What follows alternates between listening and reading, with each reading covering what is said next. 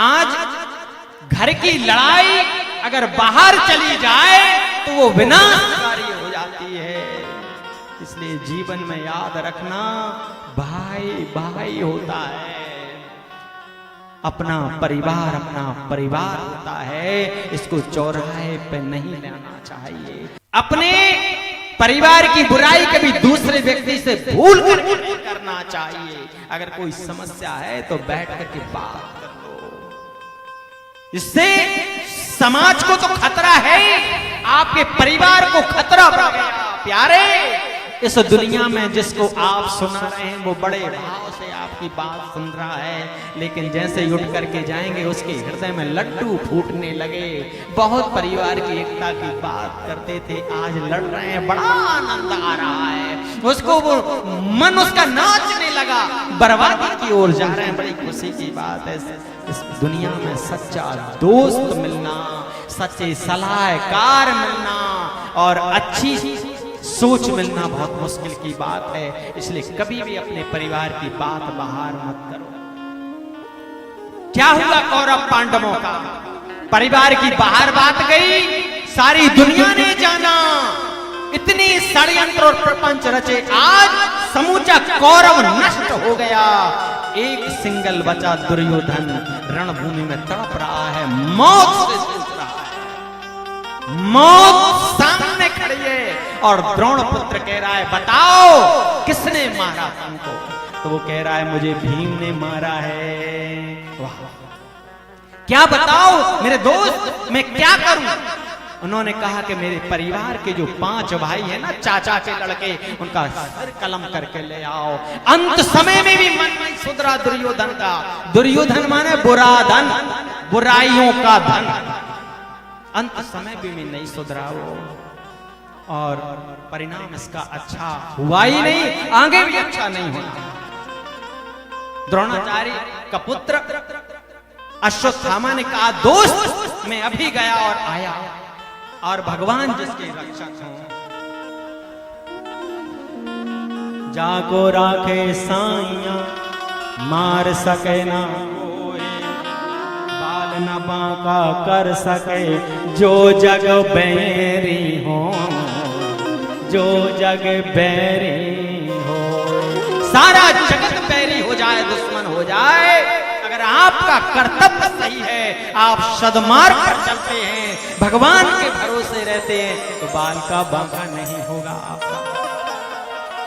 ठाकुर जी स्वयं बोले, चलो ना भोजन के पश्चात भ्रमण करने के लिए चलते हैं। भोजनश्चैव सदपदम गच्छेत, भोजन के बाद 100 कदम चलना चाहिए। तो अपन भ्रमण पर चलते हैं। 5 पांडव द्रौपदी सहित द्वारकाधीश के साथ चल पड़े कक्ष से।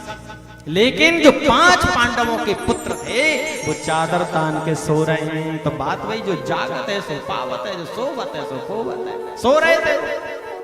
और अश्वत्थामा आया, 5 पांडव समझ करके धड़ अलग, सर अलग काट के ले गया। बोला, मैं सिर काट करके लाया हूं 5 पांडवों को। दुर्योधन बहुत हंसा और जैसे ही चादर हटाई देखा तो रो पड़ा।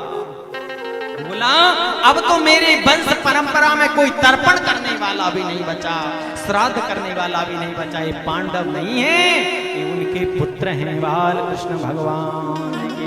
और कहता मर गया।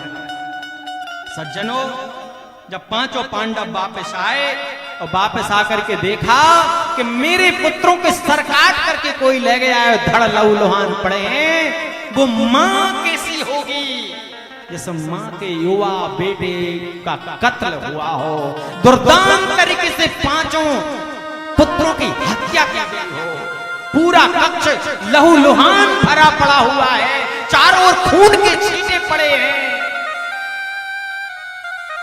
द्रौपदी वैसे तो करुणा की अवतार है,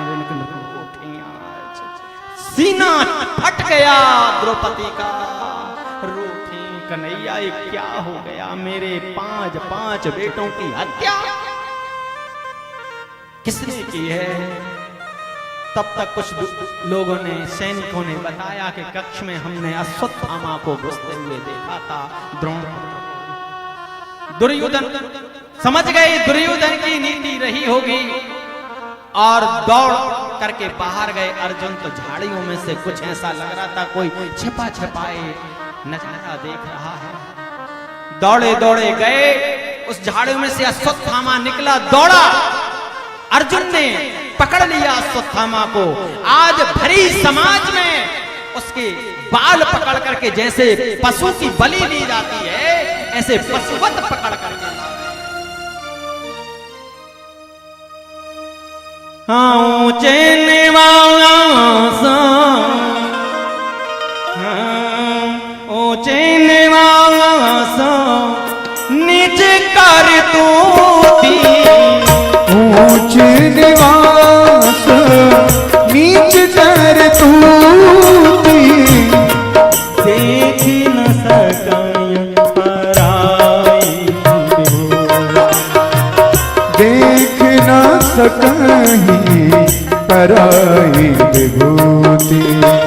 ऊंचे निवास, ऊंचे निवास निज कर तूती, ऊंचे निवास नीच कर तूती, देख न सकय पराई विभूति। देख न सकहीं पराई विभूति। अश्वत्थामा का क्या बैठा उनसे, सिर्फ ईर्ष्या थी, जलन थी। ये ईर्ष्या रूपी जो हमारा मन है ना, जो ईर्ष्या का जो जलन है ना, ये बड़े बड़े घरों में आग लगा देती है प्यारे। इस जलन को समाप्त कर लेना चाहिए, और ये जलन सिर्फ भजन से समाप्त हो सकती है, अध्यात्म से समाप्त हो सकती है। अरे भाई, पड़ोसी के घर 20 लाख की गाड़ी आ रही है, आपको क्या परेशानी है? आप 30 लाख की गाड़ी खरीदो, 90 लाख की ओडी खरीदो, क्या दिक्कत है? आप उतना मेहनत करो, उतना कर्म करो, आप उससे बड़े हो जाओ, लेकिन उसको कम करने के चक्कर में अपने घर में आग मत लगाओ प्यारे। माचिस का काम है जलाना, माचिस रखना अपनी जेब में बंद कर दो। आज का हर आदमी जेब में माचिस लिए फिर रहा है, आगी लगाना, आगी लगाना, आगी लगाना। प्यारे, अग्नि को बुझाना सीख